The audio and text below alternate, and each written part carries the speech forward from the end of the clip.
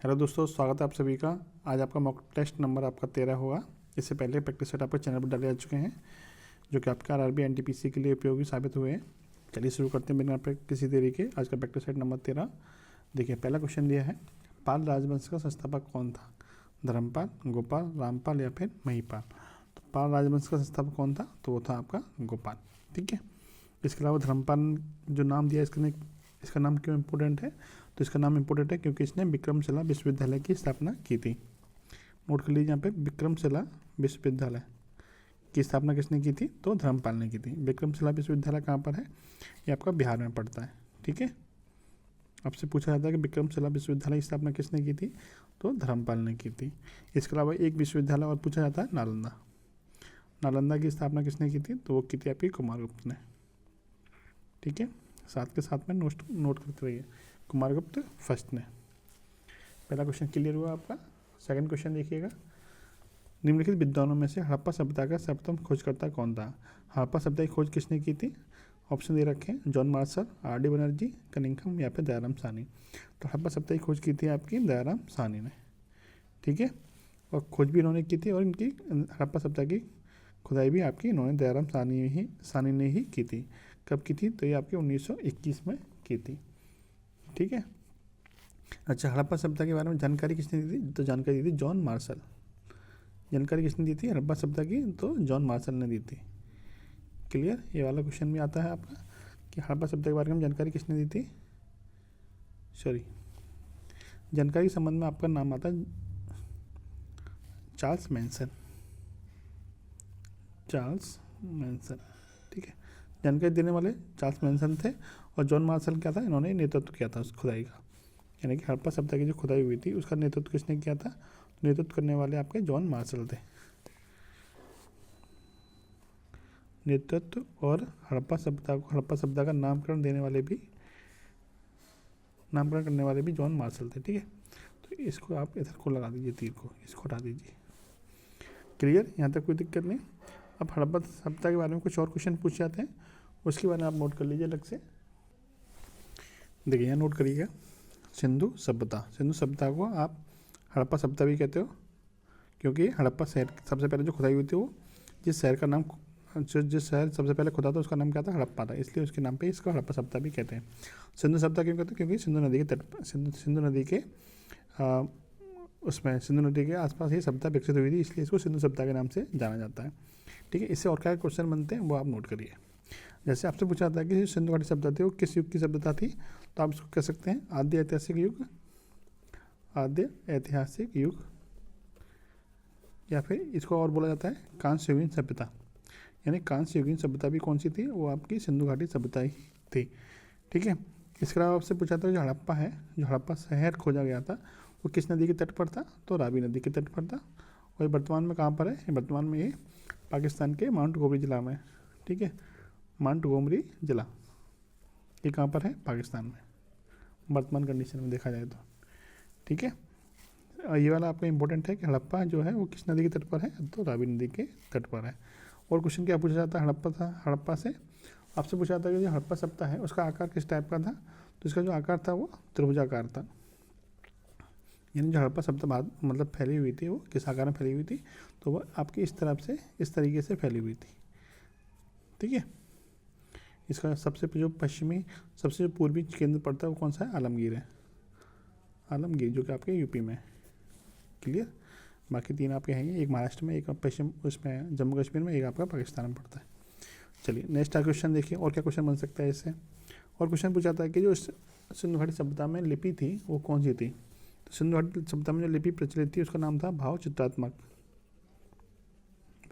लिपि, या फिर इसका दूसरा नाम क्या था? तो बुस्ट्रो फैदन लिपि भी किसको कहते थे। ठीक है। अच्छा, इसमें सिंधु घाटी सभ्यता में एक पक्षी की पूजा होती थी, उस पक्षी का नाम क्या था? उस पक्षी का नाम था फाक्ता पक्षी की इसमें पूजा होती थी। फाक्ता को इंग्लिश में बोलते हैं डव। ठीक है। नेक्स्ट देखिए। अच्छा, एक इंपॉर्टेंट क्वेश्चन और पूछा था, क्या सिंधु घाटी सभ्यता के लोग लोहा से परिचित थे? तो आपको यहाँ नोट करके लिख लेना है कि सिंधु घाटी सभ्यता के लोग लोहा से परिचित नहीं थे। ठीक है। बार बार क्वेश्चन आता है रिपीट होके। सिंधु घाटी सभ्यता के लोग लोहा से परिचित नहीं थे। तो ये इतनी सारी जानकारी थी सिंधुघाटी सभ्यता के बारे में। अब आते हैं नेक्स्ट क्वेश्चन नंबर 3 की तरफ। क्वेश्चन नंबर 3 में बोला है मुगल प्रशासन के संदर्भ में अबवाब का क्या अर्थ है? राजस्व संग्राहक, विविध उपकर, लिपिक या फिर कुलीन। तो अबवाब का अर्थ क्या होता है? विविध उपकर। ठीक है, विविध उपकर। और राजस्व संग्राहक को पहले मुगल प्रशासन में किस नाम से जाना जाता था? जो राजस्व संग्राहक होता था उसको मुगल प्रशासन में बोलते थे अमलगुजार।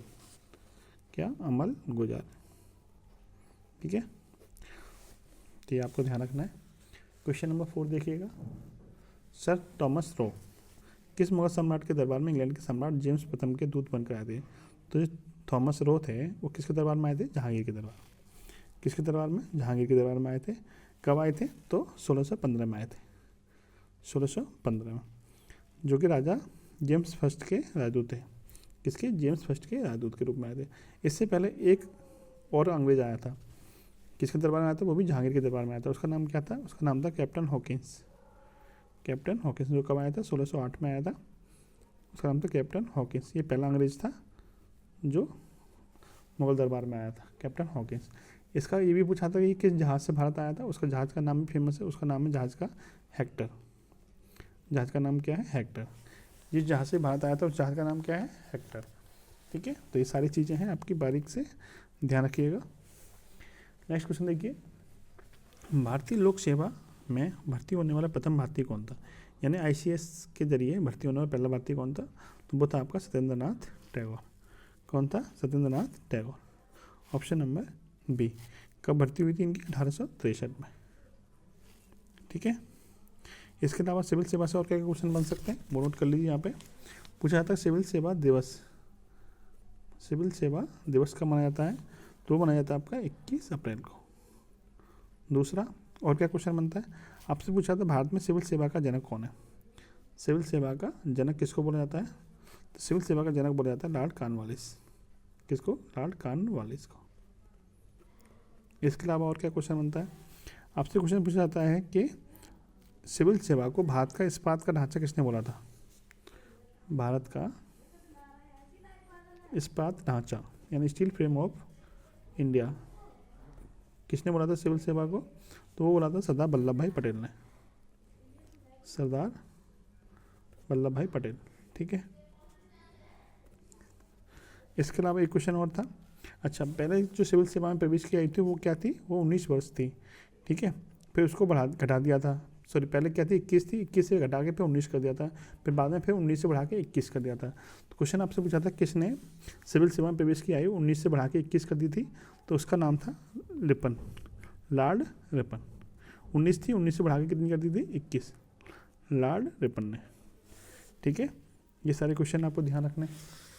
चलिए नेक्स्ट क्वेश्चन देखा जाए। पूना पैक्ट किस वर्ष में हस्ताक्षरित किया गया था? पूना पैक्ट किसके बीच में हुआ था? अम्बेडकर और गांधी जी के बीच में हुआ था। कब हुआ था? 1932 में। जिस समय पूना पैक्ट हुआ था उस समय इंग्लैंड का प्रधानमंत्री कौन था? तो मैकडोनाल्ड था, रैमजे मैकडोनाल्ड। ये क्वेश्चन पूछा जाता है कि पूना पैक्ट के समय इंग्लैंड का PM कौन था? इंग्लैंड का PM था रैमजे मैकडोनाल्ड। Ramsay McDonald. ठीक है, इंपॉर्टेंट क्वेश्चन है, ध्यान रखिएगा। और पूना पैक्ट किसके बीच में हुआ था? 1932 में हुआ था, अम्बेडकर और गांधी के बीच में। ठीक, चलिए नेक्स्ट देखिएगा। 1932 में ब्रिटिश प्रधानमंत्री ने सांप्रदायिक अधिनियम कम्युनल अवार्ड घोषित किया, जिसमें वंचित वर्गों, मुस्लिम, यूरोपीय सिखों, आंग्ल भारतीय और भारतीय मुल्क के ईसाइयों के लिए अलग अलग निर्वाचन मंडलों का प्रावधान किए गए थे। यानी ये जो बात की जा रही है वो पूना पैक्ट के बारे में ही पूछी जा रही है। आपसे पूछा किस ब्रिटिश प्रधानमंत्री के समय हुआ था ये? तो मैंने आपको लिखा दिया यहाँ पे, Ramsay MacDonald. Option number B आपका एकदम सही होगा। क्वेश्चन नंबर 8 देखिए। किसने वर्धा योजना या बुनियादी शिक्षा को प्रस्तावित किया था? किसने वर्धा योजना या बुनियादी शिक्षा को प्रस्तावित किया था? इन वर्धा योजना प्रस्तावित करने वाले व्यक्ति कौन थे? तो इसका सही आंसर क्या हो जाएगा? ऑप्शन देखिए, बाल गंगाधर तिलक, सरदार वल्लभ भाई पटेल, जवाहरलाल नेहरू या फिर महात्मा गांधी। तो इसकी शुरुआत करने वाले व्यक्ति थे वो थे महात्मा गांधी। कब शुरुआत हुई थी उसकी? 1937 में। ठीक है, 1937 में। इसका संबंध किससे था? बुनियादी शिक्षा से इसका संबंध था। क्लियर? चलिए नेक्स्ट देखिए। अगला क्वेश्चन है, शास्त्रीय संगीतज्ञ शिव कुमार शर्मा किस वाद्य यंत्र से संबंधित है? यानी शिव कुमार शर्मा का संबंध किस वाद्य यंत्र से है? तो इसका संबंध है संतूर से। किससे? संतूर से। इसके अलावा आपसे पूछे तबला के प्रसिद्ध कलाकार कौन है? तबला के थे डॉक्टर जाकिर हुसैन। और इसके अलावा एक व्यक्ति होते हैं, उनका नाम था किशन महाराज। ठीक है। इसके अलावा शहनाई के कौन थे? बिस्मिल्लाह खां। और वायलिन के कौन थे? तो वायलिन के थे आपके एल सुब्रमण्यम।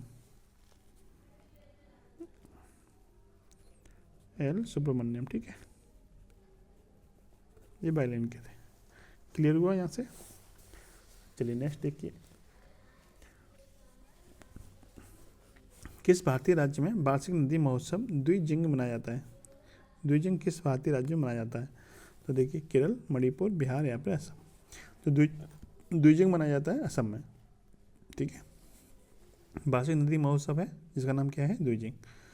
और ये किस नदी पर मनाया जाता है? इस नदी का नाम है ए क्या है? ये नदी का नाम है, इस नदी के तट पर ये मनाया जाता है।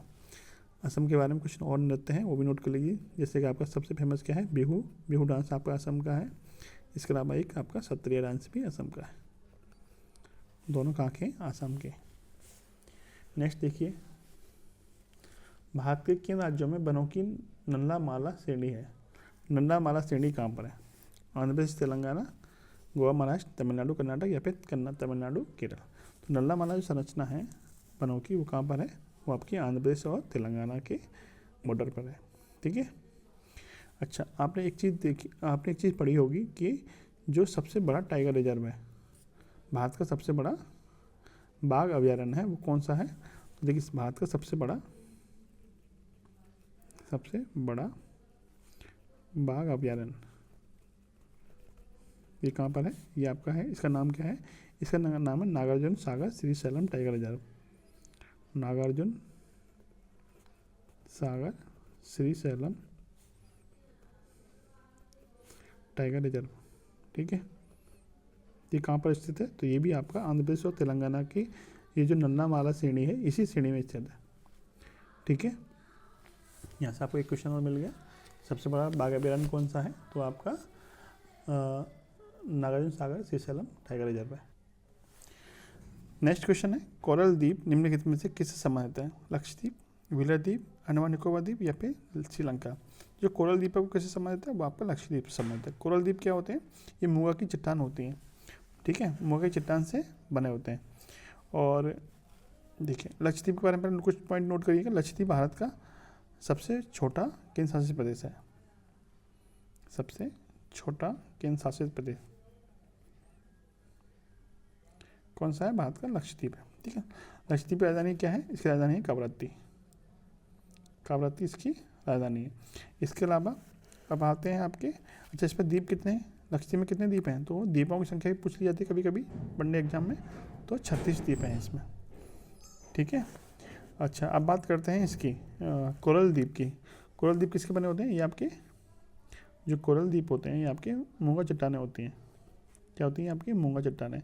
मूंगा एक जीव का नाम है, मूंगा चट्टानें। ये किसकी बनी होती हैं? यहाँ पे कैल्शियम कार्बोनेट CaCO3 की बनी होती हैं। ठीक है, सबसे बड़ी प्रवाल भित्ति या फिर कोरल द्वीप कहाँ पर है? बात करें सबसे बड़ी प्रवाल भित्ति कहाँ है?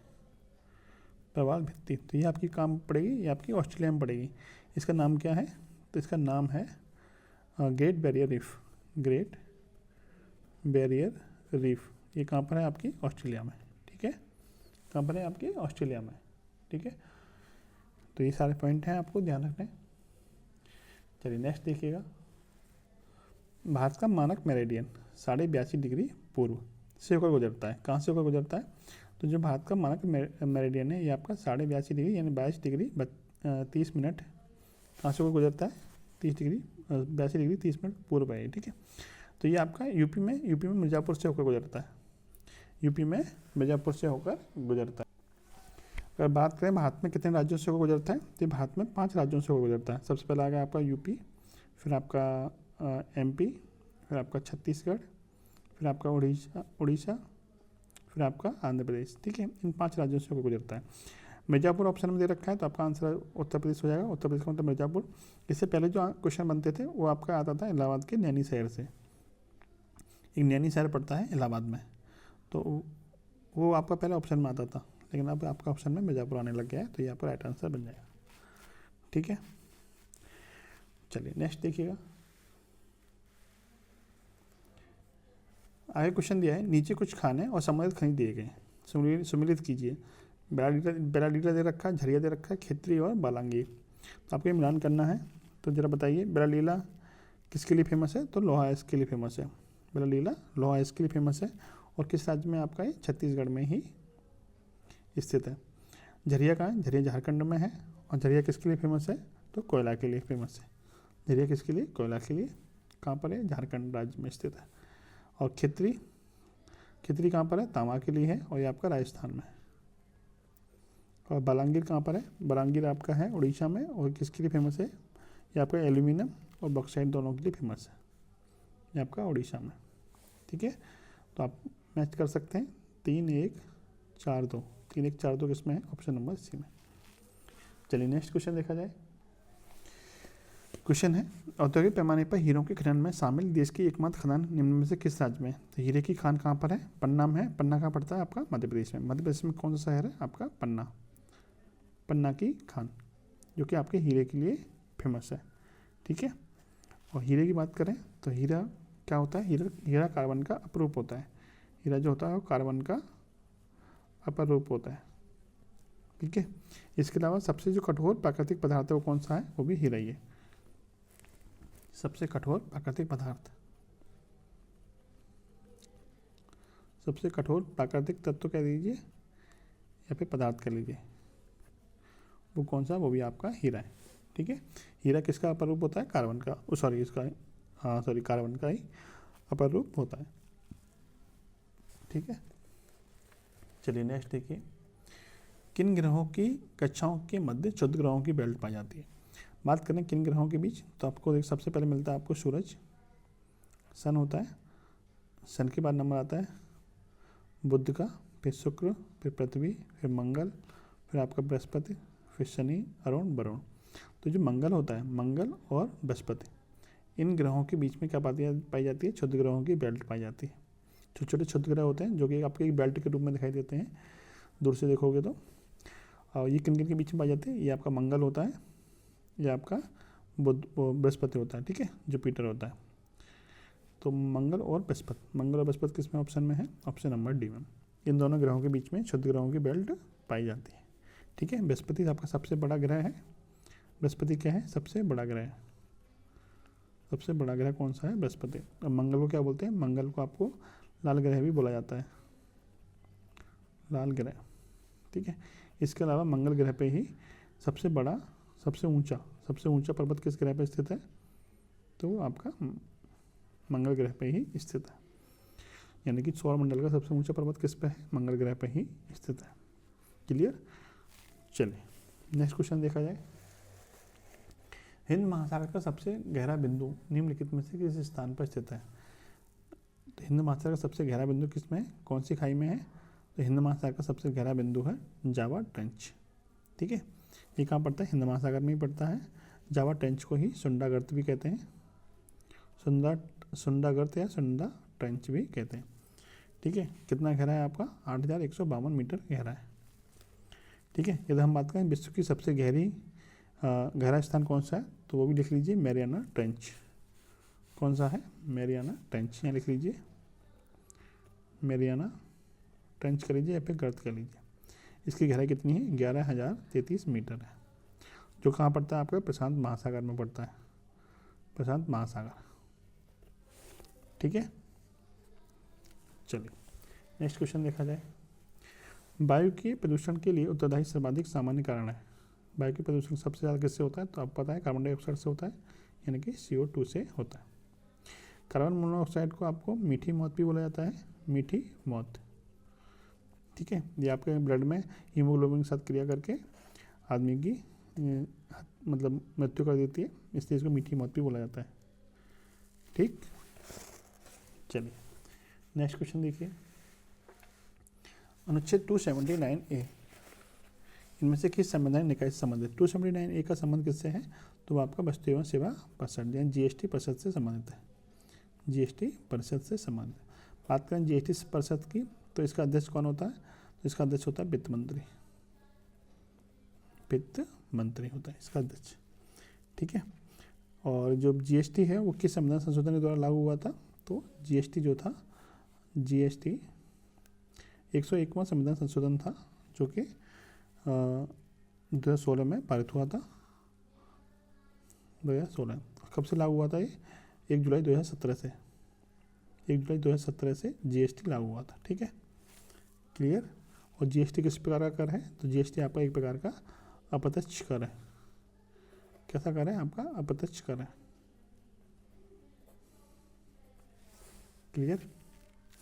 नेक्स्ट देखिए, जनसंख्या नियंत्रण और परिवार नियोजन भारत के संविधान की 7वीं अनुसूची में दी गई कौन सी सूची में सूचीबद्ध है? देखिए 3 प्रकार की सूचियां हैं आपकी, केंद्र सूची, राज्य सूची और सम्मत। केंद्र सूची, राज्य सूची और सम्मति सूची। आपको पूछा जनसंख्या नियंत्रण और परिवार नियोजन किस सूची में सम्मिलित है? तो जनसंख्या नियंत्रण और परिवार नियोजन किससे संबंधित आपका है? तो ये आपका पड़ेगा आपका सम्मति सूची में, ऑप्शन नंबर डी। अच्छा, अगर हम इससे पहले बात करें केंद्रीय सूची, राज्य सूची, सम्मति सूची, ये संविधान भारतीय संविधान की किस अनुसूची में है? तो ये आपके 7वीं अनुसूची में है। किसमें? 7वीं अनुसूची में। ठीक है, अब बात करें सम्मति सूची में और कौन कौन से विषय आते हैं जो इम्पोर्टेंट है। जैसे कि आपका आता है शिक्षा, सबसे पहले शिक्षा नोट करिएगा, शिक्षा के बाद में 1 नोट करिएगा, शिक्षा 1 और ट्रेड यूनियन, ट्रेड यूनियन ये किस में आते हैं? आपकी सम्मति सूची में आते हैं। ठीक है, चलिए नेक्स्ट देखें, निम्नलिखित में से कौन भारत में केंद्र राज्य संबंधों से संबंध नहीं है? इन केंद्र राज्य के भी संबंधों से संबंधित कौन सा आयोग इसमें नहीं है? सरकारी या पुंछी, राजमन्ना या फिर कोठारी? कौन सा ऐसा आयोग है जो केंद्र राज्य से संबंध नहीं है? तो देखिए जो कोठारी आयोग है, जो आपका कोठारी आयोग है, इसकी स्थापना 1964 में हुई थी और इसका संबंध किससे है? शिक्षा से। किससे? शिक्षा से संबंधित है। बाकी सरकारी आयोग 1983 में आया था,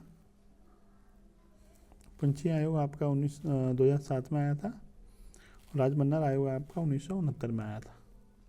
इन तीनों का संबंध किससे? केंद्र और राज्य, सेंटर और स्टेट से। ठीक है, चलिए नेक्स्ट क्वेश्चन देखिए, भारत के संविधान को अंतिम रूप देने से पहले संविधान के प्रारूप पर चर्चा करते हुए संविधान सभा द्वारा कितने सत्र आयोजित किए गए थे? संविधान सभा द्वारा कितने सत्र आयोजित किए गए थे? बात करें कितने सत्र, तो आपके 11 सत्र आयोजित किए गए थे। 11 सत्र आपके आयोजित किए गए थे। ठीक है, और संविधान सभा की बात करें तो संविधान सभा की यहाँ लिखिएगा संविधान सभा, संविधान सभा के बारे में कुछ पॉइंट नोट कर लेते हैं। संविधान सभा की पहली बैठक की बात करें, पहली बैठक कब हुई थी? तो 6 दिसंबर 9 दिसंबर 1946 को, 9 दिसंबर 1946 को हुई थी पहली बैठक। और संविधान सभा के पहले अस्थायी अध्यक्ष कौन थे? अस्थायी अध्यक्ष कौन थे? वो सच्चिदानंद सिन्हा, सच्चिदानंद सिन्हा थे। ठीक है, अच्छा संविधान सभा की जो ड्राफ्टिंग कमेटी थी, यानी कि जो मसौदा समिति थी, मसौदा समिति के अध्यक्ष कौन थे? मसौदा समिति के अध्यक्ष थे आपके डॉक्टर बी आर अम्बेडकर। ठीक है, डॉक्टर बी आर अम्बेडकर। इसके अलावा बात करें संविधान सभा के स्थायी अध्यक्ष कौन थे? स्थायी अध्यक्ष थे डॉक्टर राजेंद्र प्रसाद, राजेंद्र प्रसाद। ठीक है, आपसे पूछा था संविधान सभा के संवैधानिक सलाहकार कौन थे? संवैधानिक सलाहकार वो कौन थे? वो थे आपके B N Rao, B N Rao. ठीक है, अब देखते हैं नेक्स्ट क्वेश्चन। तो इस क्वेश्चन का आंसर क्या बना आपका? 11 है। नेक्स्ट देखिए, धन विधेयक निम्न में से पेश किया जा सकता है लोकसभा और राज्यसभा दोनों में? न लोकसभा न राज्यसभा, केवल राज्यसभा, केवल लोकसभा।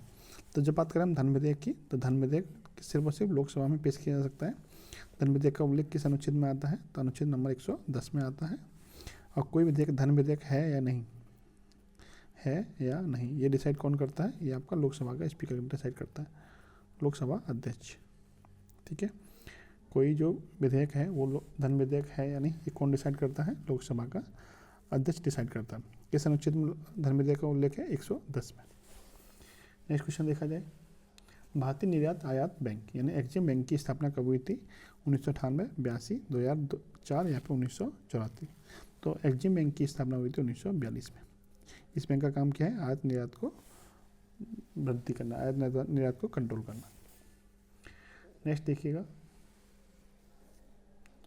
न्यूनतम समर्थन मूल्य यानी मिनिमम सपोर्ट प्राइस द्वारा अनुशंसित होता है, यानी जो MSP होता है वो किसके द्वारा अनुशंसित होता है?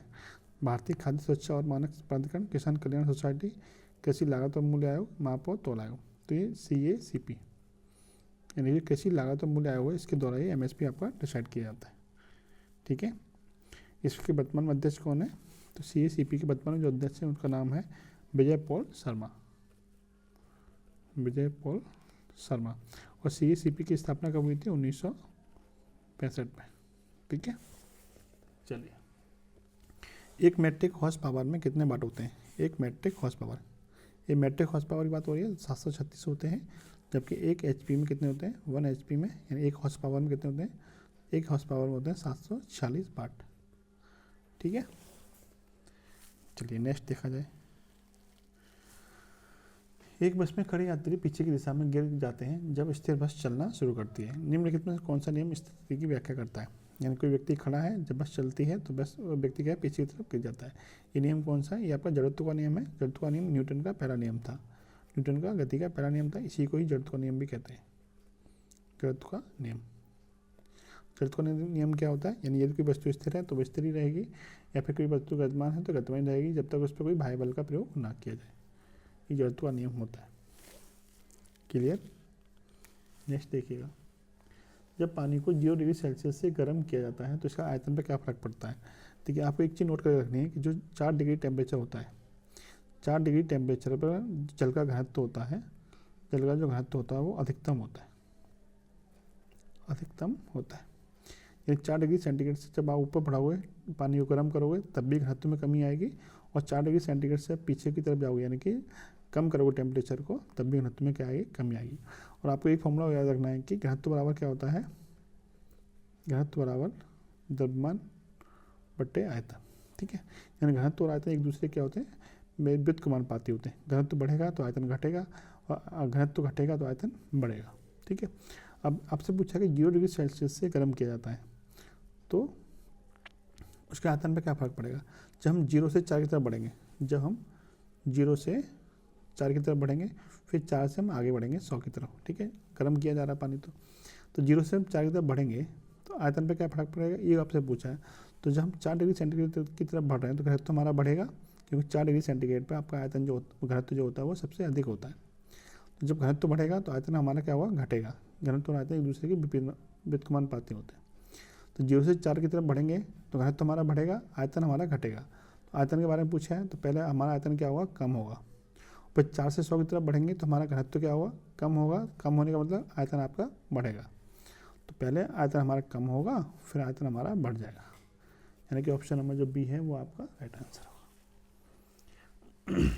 नेक्स्ट क्वेश्चन देखते हैं, इनमें से कौन सा पदार्थ गैस्ट्रिक अम्ल के संगठक के रूप में पेट में स्रावित नहीं होता है? कौन सा ऐसा पदार्थ है जो गैस्ट्रिक अम्ल के रूप में नहीं होता है? तो आपको सल्फ्यूरिक एसिड होता है, यानी कि जो H2SO4 है वो आपका पेट में स्रावित नहीं होता। बाकी आपका HCl यानी हाइड्रोक्लोरिक अम्ल, सोडियम क्लोराइड NaCl और पोटेशियम क्लोराइड KCl, ये आपके तीनों पेट में स्रावित होते हैं पाचन के लिए। ये आपका किस में प्रयोग होता है? गाड़ी की बैटरियों में, गाड़ी की बैटरी में आपके सल्फ्यूरिक अम्ल का प्रयोग किया जाता है। चलिए नेक्स्ट देखा जाए, क्वेश्चन है, मानव शरीर के किस हिस्से में वसा का पूर्णतः पाचन होता है? वसा का जो पूरी तरह से पाचन होता है वो छोटी आंत में होता है। किस में? छोटी आंत में।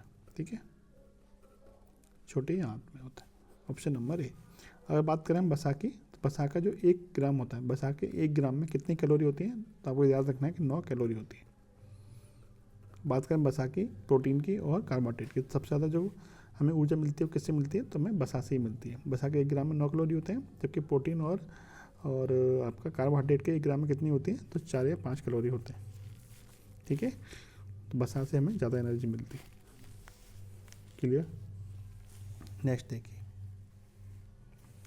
पार्थेनोकार्पी को किसके रूप में परिभाषित किया गया है? पार्थेनोकार्पी को किसके रूप में परिभाषित किया गया है? ऑप्शन देखिए इसके, देखिए पार्थेनोकार्पी क्या होती है, जैसे आपने देखा होगा अंगूर देखा होगा या फिर आपने केला देखा होगा, यानी ऐसे फलों का विकास करना जिसका बीज ना होता है। निषेचन के बिना जड़ों का विकास, निषेचन में फलों का विकास। ऑप्शन नंबर जो बी है वो आपका राइट आंसर है, यानी ऐसे फलों का विकास करना पार्थेनोकार्पी में जिसमें बीजों का बीज नहीं होते हैं, जैसे आपने अंगूर हो गया, केला हो गया। ठीक है, आप इस तरीके से समझ सकते हैं इसको। ठीक है, चलिए नेक्स्ट है, निम्नलिखित में से कौन सा रुधिर वर्ग विश्वव्यापी आदाता यानी यूनिवर्सल रिसिपिएंट का काम करता है। यानी जो रुधिर वर्ग होता है इसमें एक होता है AB negative, sorry AB positive और O नेगेटिव।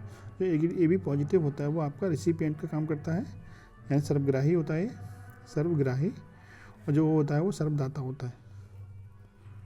ठीक है, क्योंकि यहाँ पे AB पॉजिटिव तो दे नहीं रखा, तो इसलिए AB जो है वो आपका राइट आंसर बन सकता है।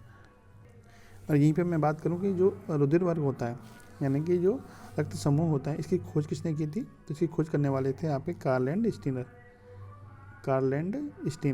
ठीक है, कार्ल एंड स्टीनर ने ब्लड ग्रुप की खोज की थी।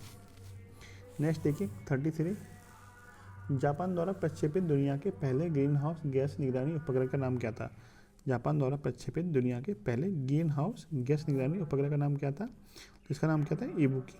क्या नाम था इसका, इबुकी, जो कि जापान के द्वारा प्रक्षेपित किया गया। जापान की जो स्पेस एजेंसी है उसका नाम क्या है, जापानी जो स्पेस एजेंसी है उसका नाम क्या है, जाक्सा।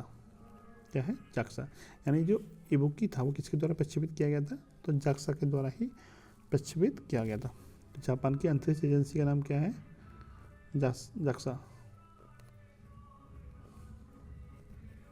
ठीक है, नेक्स्ट देखिए ईप्रोम का पूर्ण रूप क्या है। ईप्रोम का पूर्ण रूप क्या है, तो ईप्रोम का पूर्ण रूप हो जाएगा आपका erasable programmable read only memory. Erasable programmable read only memory.